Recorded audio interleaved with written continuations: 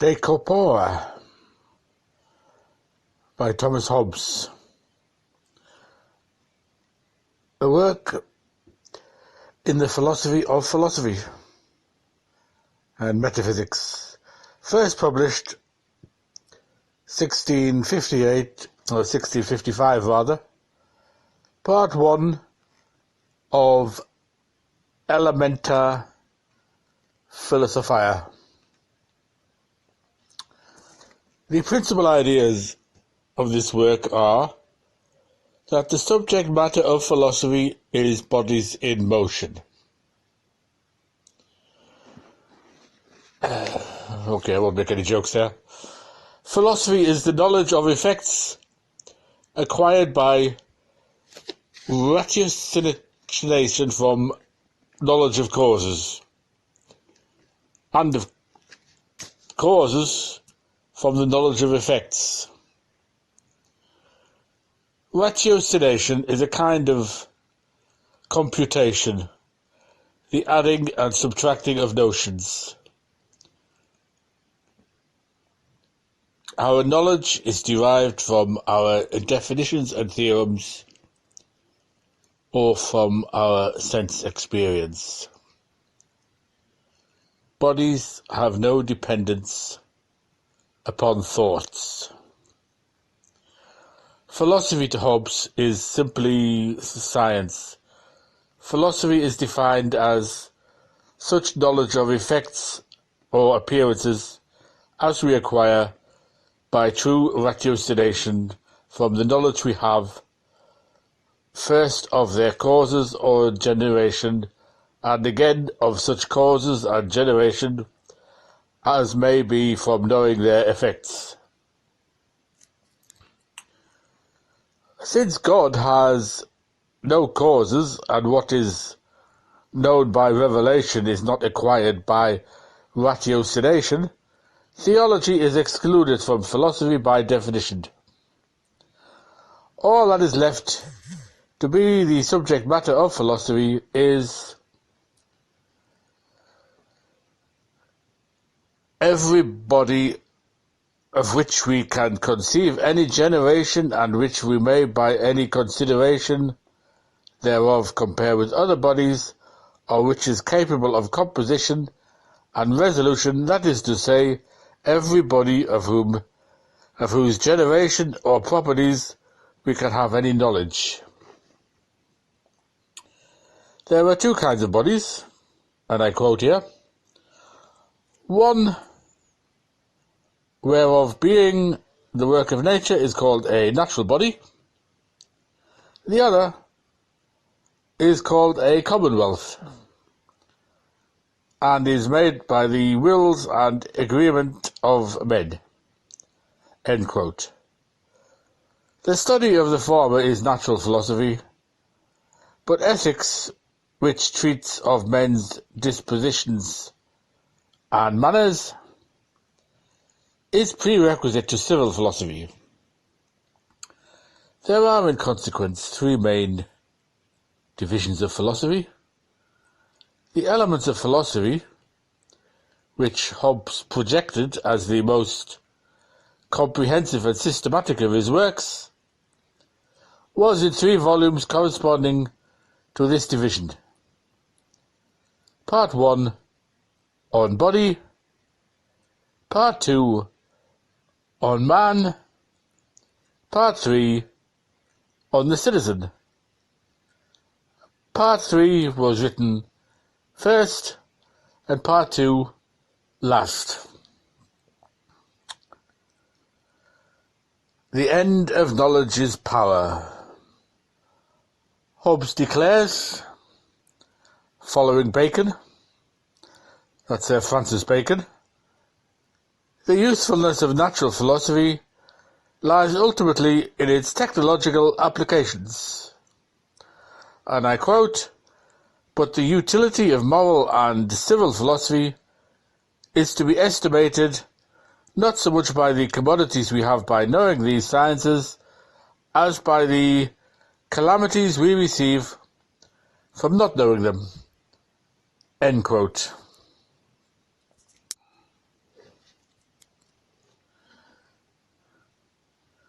The chief of these is war, of which civil war, the worst kind, comes from the not knowing of civil duties.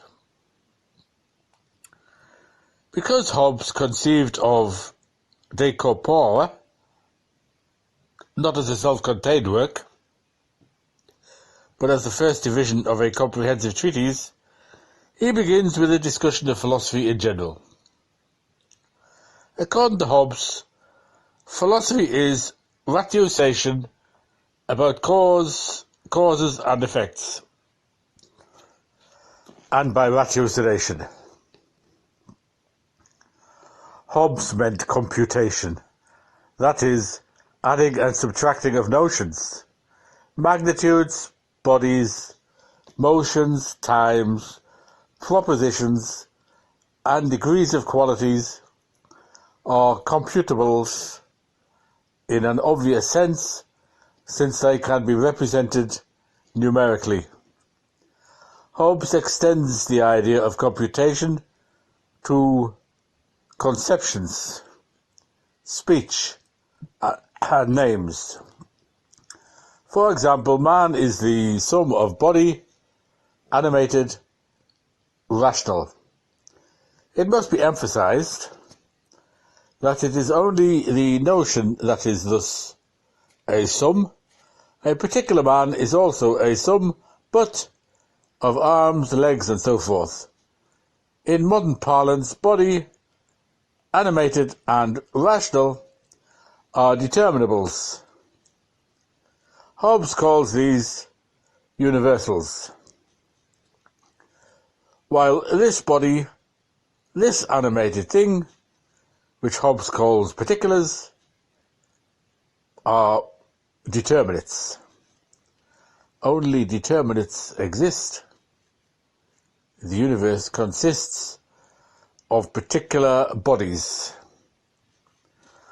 Hobbes proceeds to develop these conceptions into what is, in effect, a short textbook of semantics and formal logic. These chapters contain little that is distinctively Hobbesian. He concludes with an important section on scientific method. For Hobbes, method, and I quote, is the shortest way of finding out effects from their known causes, or of causes by their known effects. End quote. There are two kinds of methods corresponding to the fundamental operation of addition and subtraction. One is compositive or synthetical. By this method, one is able to proceed from first principles, which are definitions, to a knowledge of some complex thing. Geometry is entirely synthetical, and so is syllogistic reasoning. The other method is resolutive, or analytical. Here we attain understanding of a thing by resolving the notion into its constituent universals, the causes of which are plain, embodied in first principles. Hobbes' description of these two methods are obscure and his examples not of much help, but his conceptions of scientific method can be paraphrased in this way. Science is a body of organized knowledge for which geometry provides both the model and the starting point. In geometry, we begin with axioms, which according to Hobbes are definitions. We then deduce the consequences of these definitions, that is, we add them, in Hobbes' broad sense of addition. Now, geometry is for Hobbes the most abstract science of motion. He always thinks of a line, for instance, as the path of a moving point, not as a given static extension. Hence, geometry is closely related to science of mechanics, though the latter science requires some additional principles, definitions, of force, of quantity, of matter, and of other concepts not part of traditional geometry. As there is nothing in the world but matter in motion, if we know the laws of motion, science is then complete as far as its theoretical principles are concerned. The sciences of man and his behaviour, ethics and society, politics, are in theory only further applications of mechanics to particular groups of bodies. Ideally, science from geometry to politics, if completed, would be presented in a deductive system in which the progress from definitions to conclusions would be synthetical. Hobbes was well aware, though, that the discoveries which advance science are not, for the most part, made in this way. The crucial points come in the adoption of definitions. Since everything is to be deducible from the definitions, and science must give causal explanations, the definitions must include causes. So the central question of scientific method becomes one of securing adequate definitions. These definitions cannot, of course, be merely arbitrary. We are not at liberty to define force or quantity of matter in any way we like. Wherever the concept we are dealing with is complex, we must analyze it correctly. The way to tell whether a proposed analysis is correct is to deduce by means of the synthetical method, the consequences of our tentative definitions. These deductions yield certain theorems which ought to be descriptions of what happens in certain circumstances. By observation, we find out whether what, according to our definitions, ought to happen does happen. If so, well and good. If not, we must try again. Thus, Hobbes's definitions turn out to be what are now called hypotheses. And this method, which Hobbes calls the combined synthetical and analytical, is in fact the hypothetico-deductive method of science. Hobbes was the first philosopher to grasp the essentials of this very important conception. So much for ideally complete science. It is not much help in practical affairs. We cannot in practice deduce the principles of psychology and sociology from the laws of motion, nor does Hobbes recommend that we wait until the science of motion is completed before we begin the social sciences. The impasse is to be broken by an application of the analytical method to produce principles, axioms of human behaviour. Further treatment of these subjects is to be found in Hobbes's political writings.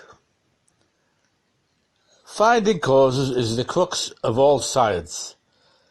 A cause is the sum or aggregate of all such accidents, characteristics, both in the agents and the patient, as concur to the producing of the effect propounded, all which existing together, it cannot be understood but that the effect existeth with them, or that it can possibly exist if any one of them be absent.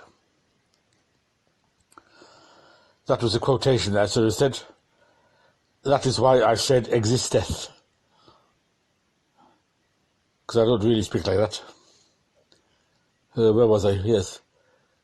In other words, the cause of anything is the necessary and sufficient condition of its production.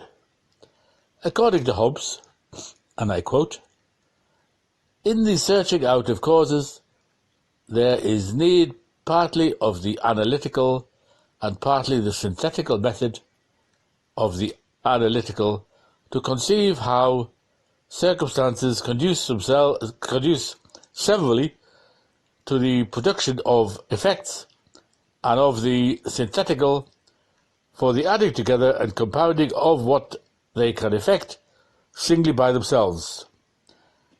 End quote. In the subsequent discussion, it becomes clear that Hobbes grasps the notions later formulated by Mill as the canons of agreement and difference, but his philosophy is superior to Mill's as well as to Bacon's, in that, in emphasizing the need of the analytical method, he is in effect recognizing the indispensability for scientific discovery of fruitful working hypotheses. Hobbes regarded certain concepts in philosophy as basic, simple, and unanalyzable. We cannot therefore give causal definitions of them. However, clarity about them is essential and is to be achieved by stating definitions. To be achieved... I'll start again. However, clarity about them is essential and is to be achieved by stating definitions which emphasize them, for by speech as short as may be, we raise in the mind of the hearer perfect and clear ideas or conceptions of the things named. Such are place, time, body, accident, motion, power.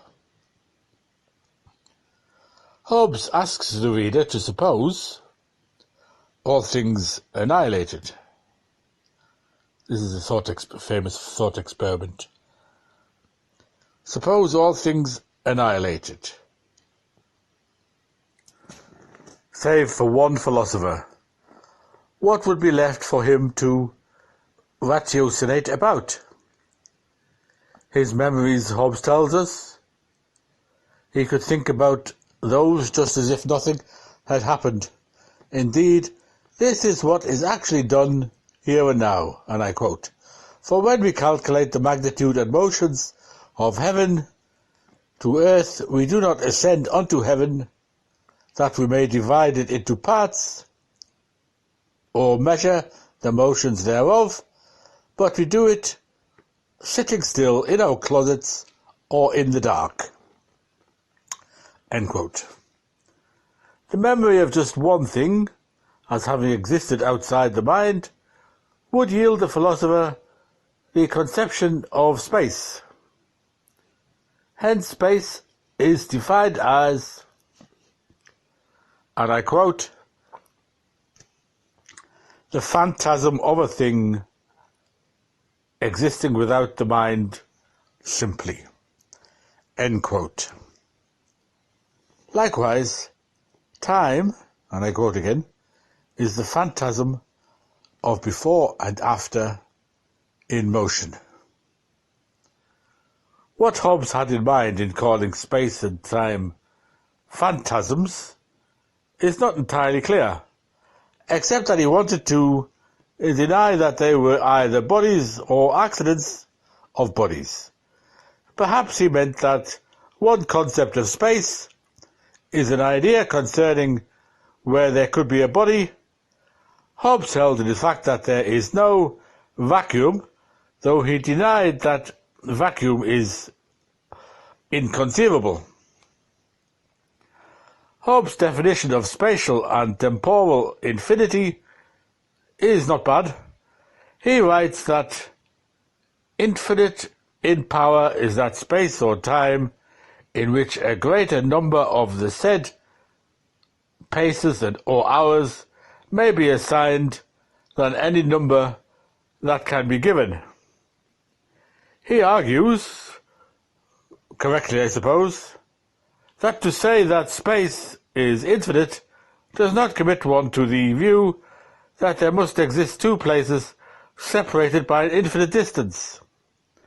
It entails only the idea that however great a distance separates two places, there are other places more distant still.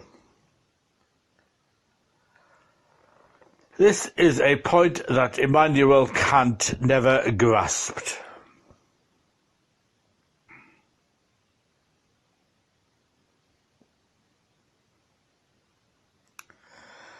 Suppose now that one additional thing were created.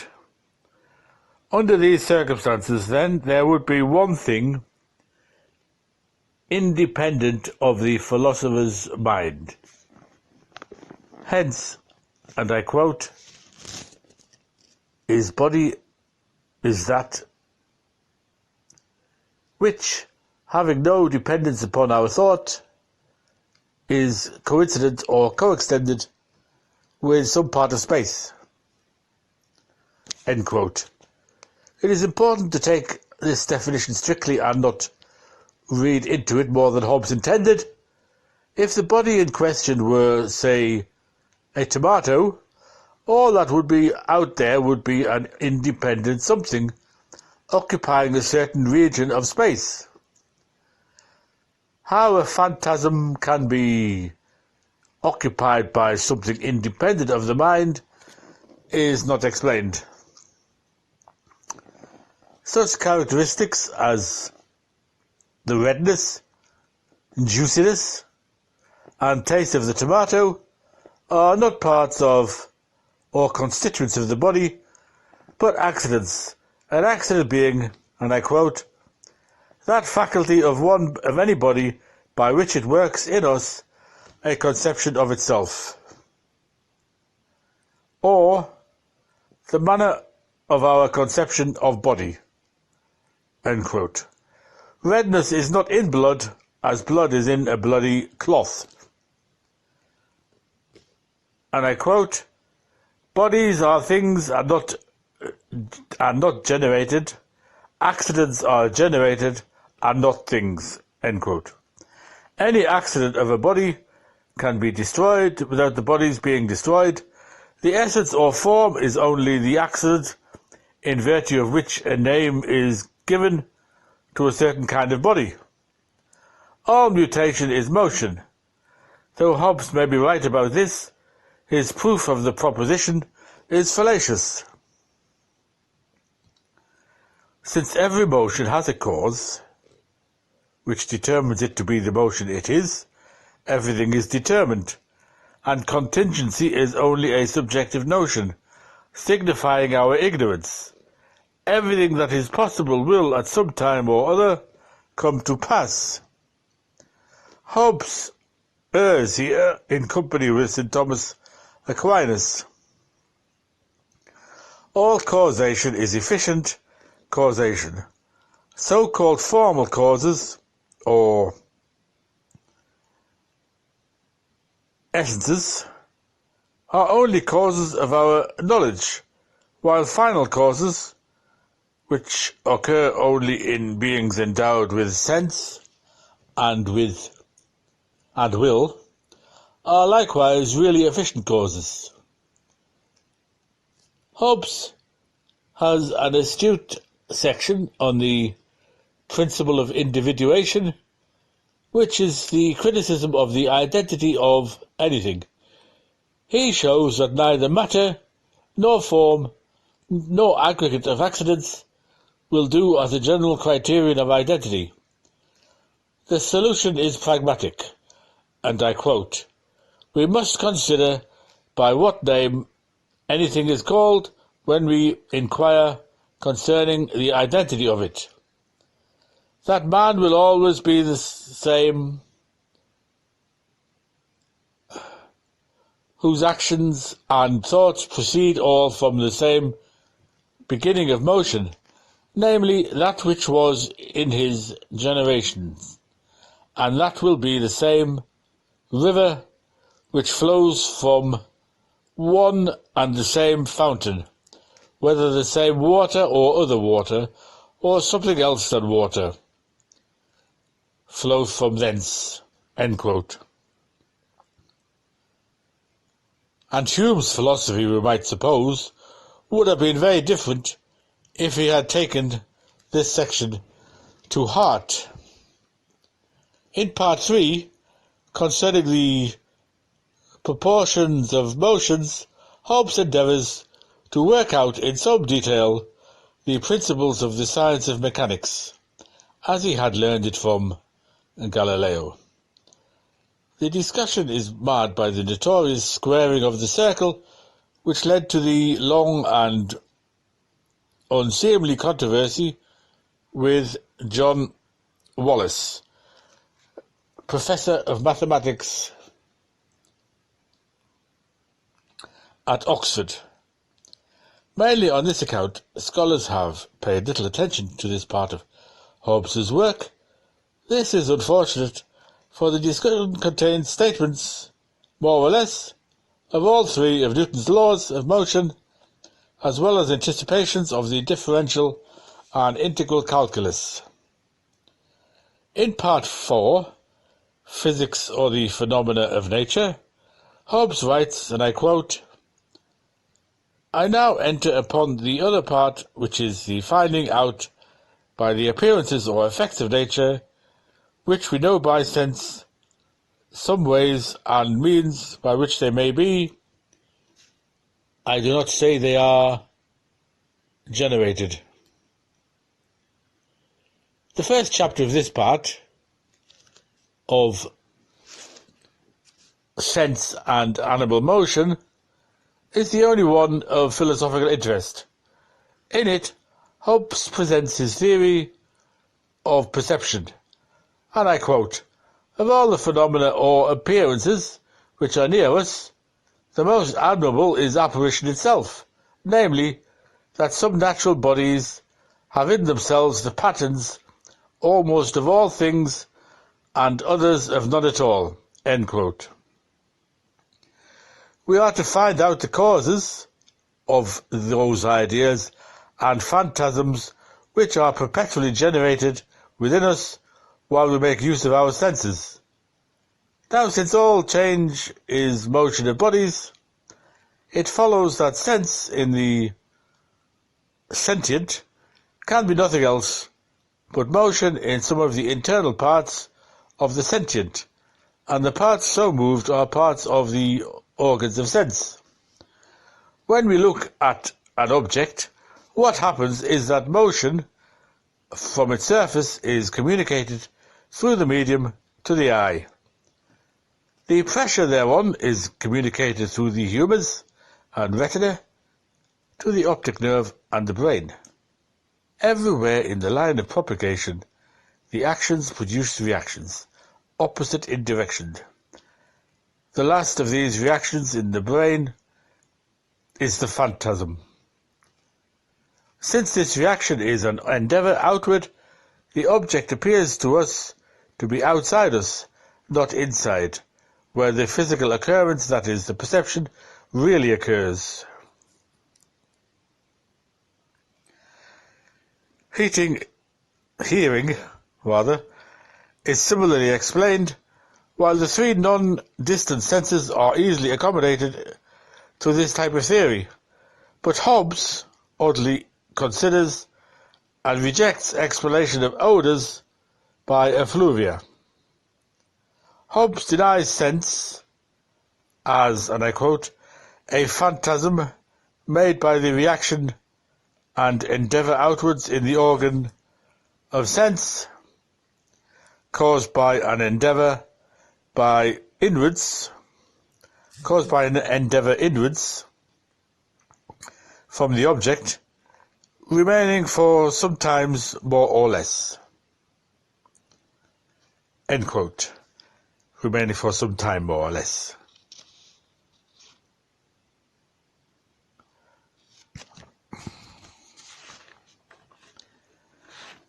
By the remaining for some time phrase, Hobbes attempted to counter the objection that according to his mechanical theory, even stones should have sensations, since they react to pressure.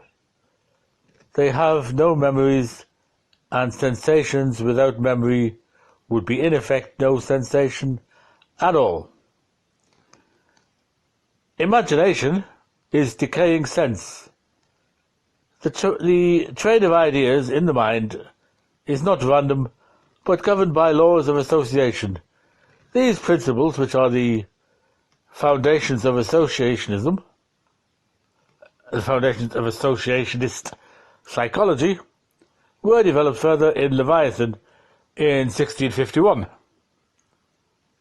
Appetite and aversion are the first endeavours of animal motion. Deliberation is an oscillation between appetite and aversion. The last appetite in deliberation is the will, which is subject to laws. And I quote, "And therefore, such a liberty as is free from necessity is not to be found in the will either of men or beasts. But if by liberty we understand the faculty of power, not of willing, but of doing what they will, then certainly that liberty is to be allowed to both." End quote. The book peters out rather than concludes in a miscellany of attempts at explaining various interesting natural phenomena. Such was not Hobbes' forte.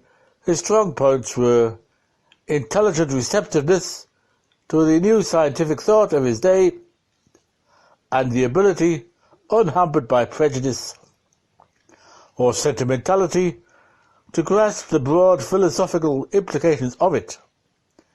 He has received due recognition as the author of the first scientific social philosophy.